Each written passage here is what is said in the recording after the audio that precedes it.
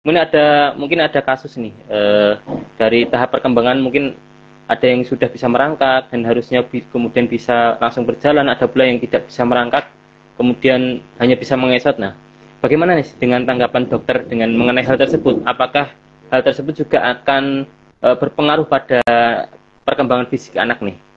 Oke, ya terima kasih Diki. Jadi begini, Ayah dan Bunda.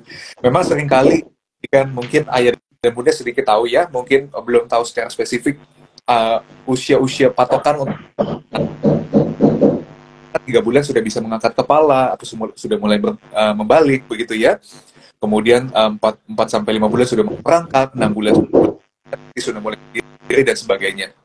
Nah, seringkali memang ada kasus-kasus di mana anak itu dalam tanda petik jadi terlewat untuk merangkak. Ya, itu kok bisa begitu ya. Jadi itu bisa jadi suatu kondisi yang normal.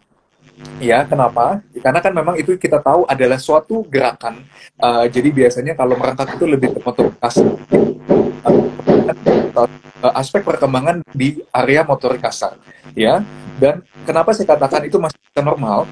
Karena misalnya anak misalnya nih ternyata dia kok nggak melewati tahap itu gitu ya, misalnya kok jadi dia nggak merangkak tapi kok dia sudah mulai bisa duduk dok, bahkan sudah mulai bisa berdiri dan sebagainya, itu masih nggak apa-apa. Kenapa bisa terjadi hal demikian? Karena biasanya ada memang anak-anak yang perkembangan motoriknya itu lebih cepat atau lebih pesat dibandingkan anak lainnya, sehingga melewati fase tersebut. Jadi itu masih bisa normal ya. Dan yang kedua, biasanya kita ada preferensi anak gitu ya. Jadi ada memang sama kayak kita halnya dewasa. Jadi ada yang memang suka jalan-jalan begitu ya, contohnya ya, suka jalan-jalan, ada yang lebih suka di rumah. Demikian pun dengan anak, walaupun anak memang kita tahu masih dalam masa perkembangan atau belajar.